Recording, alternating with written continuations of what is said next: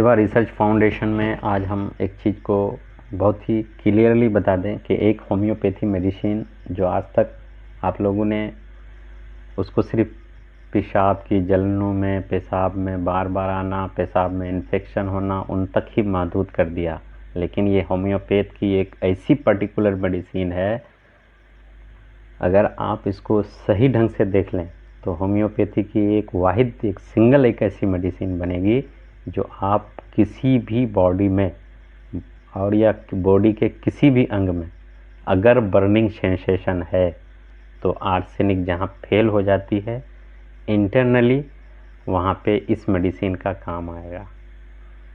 जी हाँ, हम medicine cantharis के बारे में बात कर रहे हैं। और ये कैंथेरिस अब तक आपने जितने भी आपने मेट्रिया मेडिका हो या फिर जो लोकल मेट्रिया मेडिका में, बड़े मेट्रिया मेडिका कैंट की, सैमुअल सनीमन की, इनकी बात नहीं कर रहा हूँ मैं। जो लोकल मेट्रिया मेडिका और लोकल प्रैक्टिशनर जो इनको यूरिन इन्फेक्शन की दवा बना के रख दिए हैं, मैं उनकी बात कर रहा हूँ। अगर आप अब तक चैनल को सब्सक्राइब नहीं किए हैं तो चैनल को सब्सक्राइब कर लें, वीडियो को अंत तक देखें, तब आपको समझ में आएगा कि मेडिसिन का एक्चुअल सिस्टम क्या होता है और मेडिसिन किस तरह से होम्योपैथी की एक मैकेनिज्म को वर्क करती है।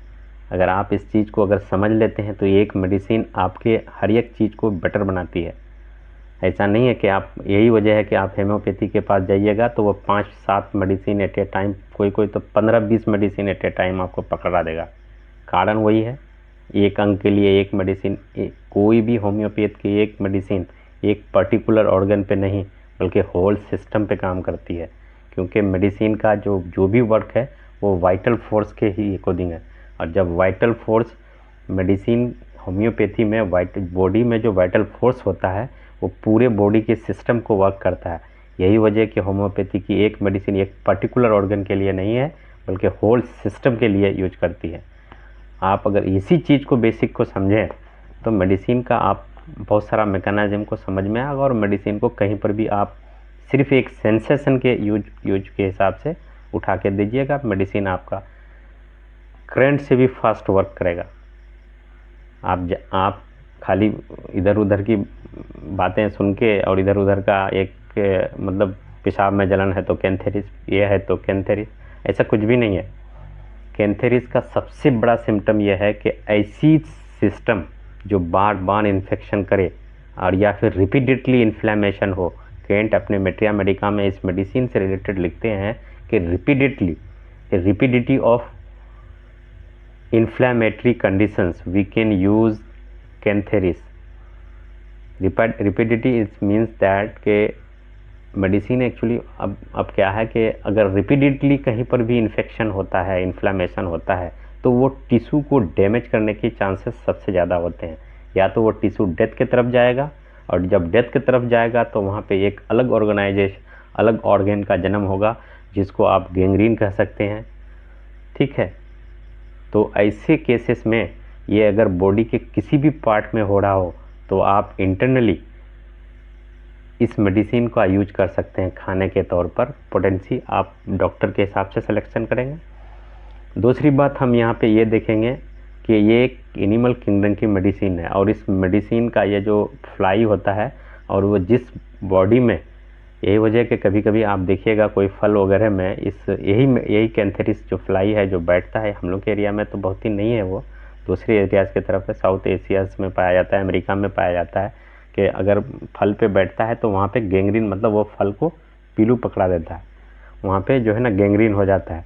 तो ये कैंथेरिस का ये खासियत है कि अगर बार बार वो बिच्छू वहाँ पे बैठते हैं, ठीक है, सॉरी, वो अगर फ्लाई वहाँ पे बैठता है, वो मक्खी, तो उसका वहाँ पे सड़ना शुरू हो जाता है। तो वही मेडिसिन की खासियत है। अगर बार बार इन्फ्लेमेटरी कंडीशन होता है, अगर दांत में भी हो रहा है तो आप वहाँ पे भी यूज कर सकते हैं।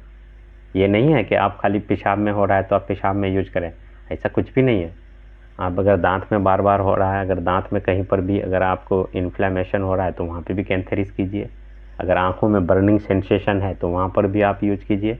अगर ये आपका स्कल्प अगर बर्निंग सेंसेशन आता है, डेंड्रफ बनता है, तो आप वहाँ पे आप कैंथेरिस का यूज कीजिए खाने के तौर पर, मदर टिंचर लगाने के तौर पर आप यूज करके देखिए। आप अगर कोई भी पेशेंट जल जाता है, विदिन 24 आवर्स में उसका घाव को सूखना शुरू कर देगा। अगर मदर टिंचर कैंथेरिस का आप यूज करते हैं किसी भी जले हुए को, आपको कोई ज़रूरत नहीं है कोई दूसरे मेडिसिन की, बस उसको एक प्रिकॉशन के तौर पर उसको जो है एक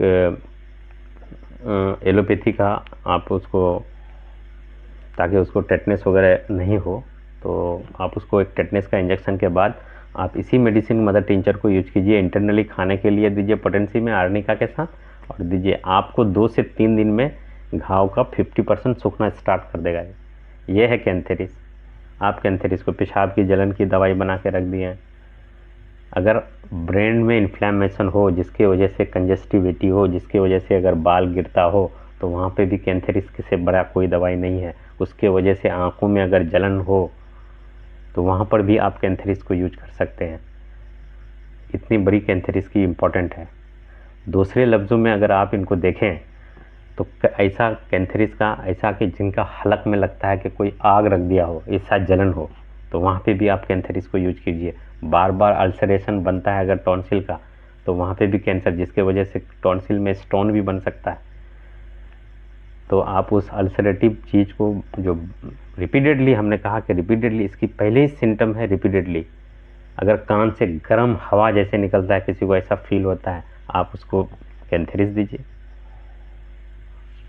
तो कैंथेर, यही वजह है कि कैंथेरिस, अगर हमने एक स्पेनिश लैंग्वेज में एक बुक पढ़ी थी कैंथेरिस से रिलेटेड, तो वहाँ पे उसने कहा कि बर्बर, कोमर, फ्यूमर और टोबाको, बर्बर बोलते हैं ड्रिंकर को स्पेनिश में, अच्छा कॉमर्स बोलते हैं शायद, उसका तो नहीं है, फ्यूमर बोलते हैं शायद स्मोकर को। तो इनकी दवा बताते हैं कि बहुत ज़्यादा जो सिगरेट पीते हैं, बहुत ज़्यादा जो मतलब चाय पीते हैं, बहुत ज़्यादा जो टॉक्सिक चीज़ पीते हैं, ठीक है, या फिर बहुत ज़्यादा जो ड्रंक करते हैं, उनके जो साइड इफ़ेक्ट है, उनकी दवा है ये कैंथेरिस। तो आप कभी आप टोबाकम या फिर लाइकोपोडियम, इनको हटा करके कभी इन कैंथेरिस का यूज कीजिए। तो ये सबसे बड़ी चीज़ है। अब मान लिया कुछ आप किसी को ब्लडी ये होता है, अल्सरेटिव कोलाइटाइटिस है ना, उसको अगर उसमें बर्निंग सेंसेशन है पैखाना के रास्ते में, म्यूकस आ रहा है, ब्लड आ रहा है, तो जहाँ पे मर्क्यूर फेल हो जाता है, आप वहाँ पे कैंथेरिस को यूज करके देख सकते हैं, क्योंकि इंटरनली इन्फ्लेमेशन की भी सबसे बड़ी दवाई है। बार बार अगर वहाँ से ब्लड आ रहा है, तो यूँ समझ रही है कि बार बार उसमें इन्फ्लेमेशन हो रहा है, और इन्फ्लेमेशन जब बार बार हो रहा है तो रिपीटेडली हो रहा है, तो इसका मतलब कैंथेरिस का सिम्टम बनता है। आप वहाँ पे आप हेमामेलिस और आपका मेलिफुलिनम, ये सब मेडिसिन या फिर मर्क्यूर कुछ भी काम नहीं करेगा। आप वहाँ पे दे सकते हैं, अगर बर्निंग सेंसेशन है तो आप कैंथेरिस को दे सकते हैं। दूसरे केसेस हम इसके ऐसे देख सकते हैं कि अगर किसी को, हम तो आपको बता दिए कि स्कल्प वगैरह में हो, अगर मान लिए अब स्किन डिजीज़ है, अगर इसमें बर्निंग है, जहाँ आर्सेनिक फेल हो रहा है, तो आप कैंथेरिस का यूज कीजिए। और हमने कितनों केसेस, क्योंकि हम गांव से बिलोंग करते हैं, तो हमने जो अभी सीज़न आएगा कि दवाई छींटने वाले लोग जो है ना, दवाई जो छींटते हैं, जो दवाई का जो पेस्टिसाइड का जो स्प्रे करते हैं धान वगैरह के खेत में, वो हमारे पास आते हैं स्पेशली, क्योंकि वो देने के बाद जो बर्निंग सेंसेशन होता है, हम सिर्फ कैंथेरिस से ख़त्म करते हैं उनका। अगर आँखों में बर्निंग हो और कंजस्टिविटी आ गया हो, लालपन आ गया हो, जहाँ आपका जल्सीमियम और आर्निका फेल करती है, तो आप वहाँ पे मेडिसिन कैंथेरिस को यूज कर सकते हैं। क्योंकि ये मेडिसिन इतनी है, क्योंकि एनिमल किंगडम की मेडिसिन है पहली बात, और ये बहुत मतलब वाइडली ये करती है, और इस मेडिसिन इतना कंजस्टिविटी होता है ब्रेनली कि आप उसको एग्जाइनिटी भी होगा, कंजस्टिव फॉरगेटनेस होगा, मतलब पूरा रेस्टलेस होगा। आप रेस्टलेस, इसको आर्सेनिक से भी मुआवजा कर सकते हैं, है ना। इसका जब कंपेरिजन आप आर्सेनिक से कीजिएगा तो पेशेंट आपको कन्फ्यूजन कर देगा ये, क्योंकि ये आर्सेनिक का है, रेस्टॉक्स का है, बेलाडोना का है, कुछ का सिम्टम मिलता है, लेकिन बर्निंग सबसे बड़ा चीज़ है। और इसका बर्निंग आपको हम बताएं ना कि जैसे उसका हल्क में ऐसा होगा कि यहाँ पे कोई आग रख दिया हो, इस तरह का जलन होगा, कान से ऐसा लगता हो कि यहाँ से गर्म हवाएं निकलता हो।